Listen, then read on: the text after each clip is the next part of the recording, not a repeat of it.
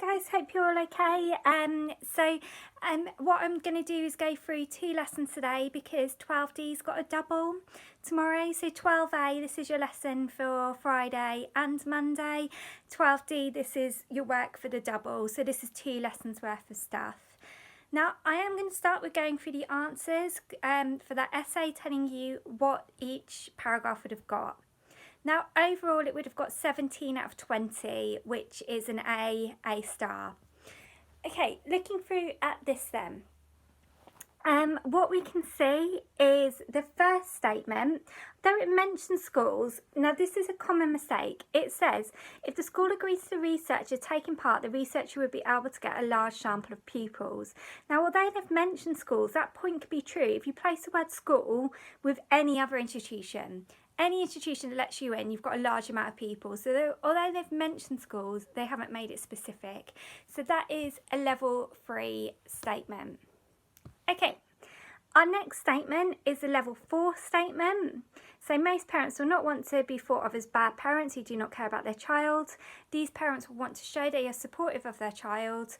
The formality of a structured interview will increase parents' fear and mean the parents may give socially desirable answers. So there we go. We've given an advantage, disadvantage of a structured interview, and they're successfully linked to parents, but not the specific topic.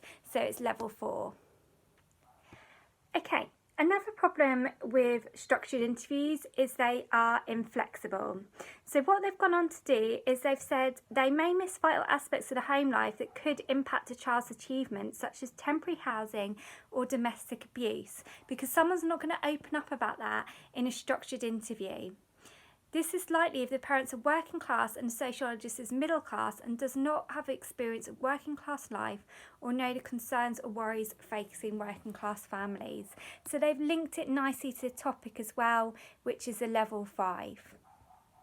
The next paragraph as well, they've linked to working class parents by talking about restricted codes, so they've shown good knowledge there. So again, that would be a level 5 paragraph. Our next paragraph again is a lovely level 5 paragraph because they've talked about free school meals, so they've used their knowledge of working class kids in that aspect there. Okay, our next paragraph is a level 4 because they've talked about pupils as a vulnerable group, being under 18, not being able to give their consent, but they haven't linked it to specific topics, so that's level 4. Okay, and our final point is level 5 because it not only talks about teachers and it being time consuming, but it also explains why teachers would not be able to talk about someone's home life. Okay, so hopefully that's helpful and shows you that you do not have to write, not every paragraph has to be spot on for you to get in that top grade boundary. So this gets an A grade even though some of the paragraphs were level 3 and level 4. So hopefully that is useful. Okay, going through to our next little bit then. Okay, now we've done quite a little bit of practice. What I would like you to do is I've given you 2 questions and I just want you to do 1 paragraph for each. Now before you do it, decide, am I going to go for a level 3, 4 or 5 and go with it. The kind of mistakes, I've noted really good kind of links to education and stuff like that first, but the mistakes I'm noticing people doing somewhat is I'm noticing some people starting to talk about validity and then moving on to talk about an ethical issue or a practical issue. You need to stay on the same issue in each paragraph. So if you've started talking about validity, your link needs to be about validity. And if you're not sure about that, drop me an email and I'll help you out.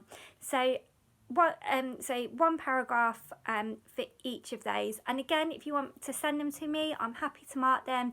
And I, in fact, would suggest that you do that. Okay, so first lesson, we'll be writing those 2 paragraphs.